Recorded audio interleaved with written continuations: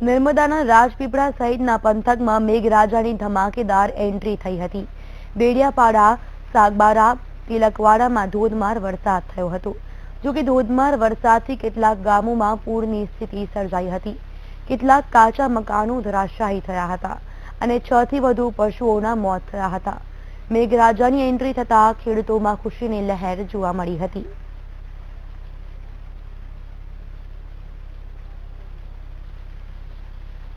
તો જે રીતે મેઘરાજાએ ધમાકેદાર એન્ટ્રી કરી હતી ત્યારે ખેડૂતોમાં આનંદની લાગણી જોવા મળી હતી। જે રીતે ભારે ઉકળાટ બાદ લોકોને ગરમીથી રાહત મળી છે ત્યારે લોકો પણ આ વરસાદનો લહાવો લેવા માટે ઘરની બહાર નીકળી આવ્યા હતા।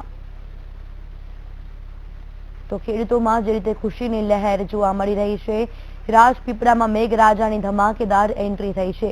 જયેશ દોશી સંવાદદાતા જોડાઈ ગયા છે। જયેશ, શું કહેશો? જે રીતે રાજપીપળામાં મેઘરાજાએ એન્ટ્રી કરી છે, શું છે હાલની પરિસ્થિતિ?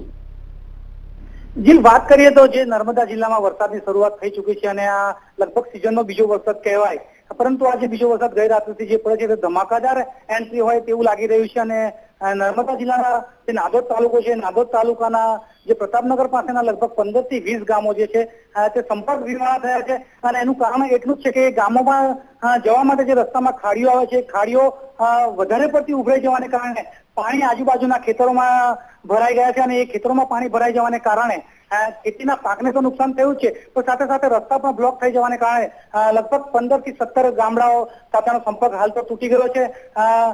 ખુશીની વાત એ છે કે હાલમાં વરસાદ થોભી ગયો છે અને વાતાવરણ ચોખ્ખું બન્યું છે, પરંતુ હજી પણ પેલા વરસાદના જે પાણી ખાડીમાં છે તે ઉતર્યા નથી, તેને કારણે પરિસ્થિતિ ખૂબ જ વિકટ બની રહી છે।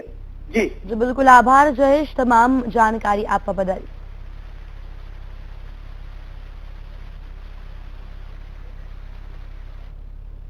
વલસાડ જિલ્લામાં મેઘરાજાની ધમાકેદાર એન્ટ્રી થઈ હતી। કપરાડા અને વાપી તાલુકામાં ભારે વરસાદ ખાબક્યો હતો। ધોધમાર વરસાદને પગલે નીચાણવાળા વિસ્તારોમાં પાણી ભરાયા હતા। જિલ્લાના મોટા ભાગમાં વરસાદ થતા ધરતીપુત્રોમાં આનંદ છવાયો હતો।